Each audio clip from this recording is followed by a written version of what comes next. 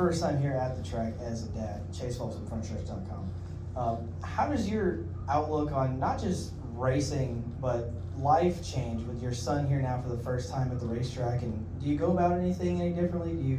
Is your procedure any different? Yeah, a lot.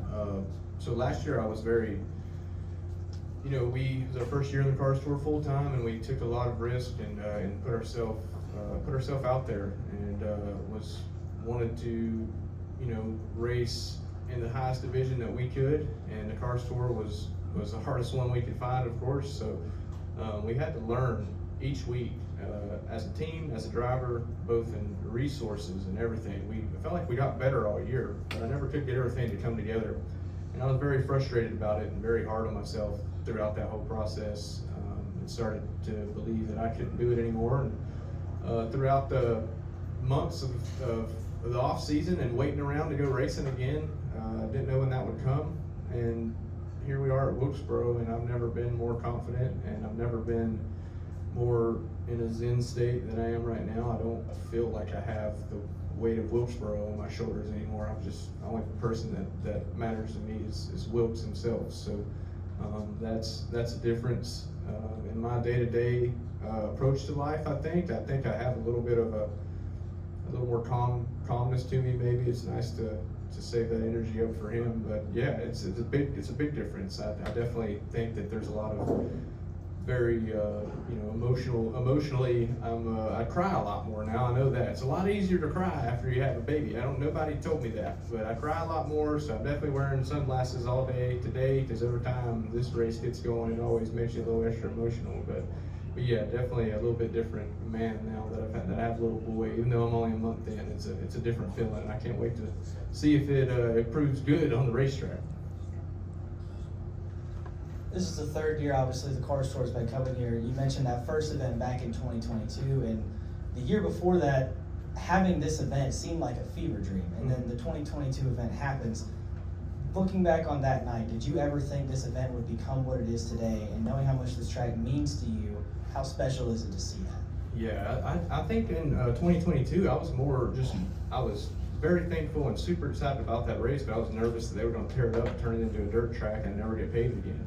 Well, to be honest, that's what I thought was going to happen, and was scared of that, right? Didn't know didn't know about the state funds at that time was coming in to help pave and all that good stuff. So yeah, it was very, at that time, very nervous about it, but obviously excited. Now it feels like late model racing is it's different than cup racing, obviously, but just being able to have that staple here and having 2 dates here every year, making late model, this is a big track for late models, right? It's a little bit bigger than what we're used to, so it feels like a Daytona 500 when we're here, and that's okay. It's good to come to this place. I'm glad it's kind of becoming like a staple of late model racing. I mean, I know we're only 2 starts in so far, and that's maybe be a little early to say that, but we've put on 2 really good races. The facilities are awesome here. And if anyone tells you they'd rather be somewhere else, they're probably lying, or they're not nowhere from here, or anywhere close to here. That's for sure. So yeah, it's pretty damn cool. That's for sure. A lot of the guys in here before you said that the track, just in a short practice today, raced totally different than the test a couple weeks ago. How much do you think that has to do with the weather that's in the area, and how do you see the track potentially progressing over 125 laps tonight? Yeah, those guys know a lot more than me. I ain't raced this year, so I'm going to try to follow them, and hopefully I just happen to be a little better. But from my perspective, looks like it rained a lot. We had a good rain. Now all my clothes are muddy because I've been walking around parking cars the last couple of days. All my shoes are muddy and stuff. So yeah, it has rained, and I think what it also has done is wash the rubber off the racetrack.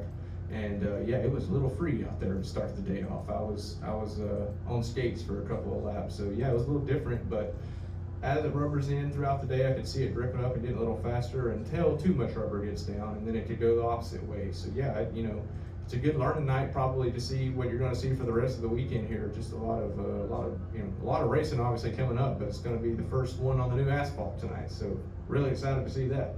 That's for sure. I don't know how there's a different tire compound. We'll see how that holds up and the differences in the tire fall off at the end of the race. Like right now, we're all very new. We haven't ran this package yet, so it's a good night to be a media guy because you guys are making some cool predictions, and one of you are going to be perfect. So can't wait to see who's right. That's for sure. But it's going to be, it's going to be pretty damn exciting either way.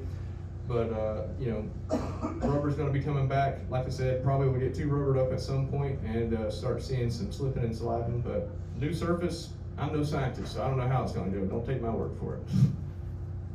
Kevin Nix with Frontstretch.com. Come back soon for more great racing videos, and if you like us, don't forget to hit that subscribe button.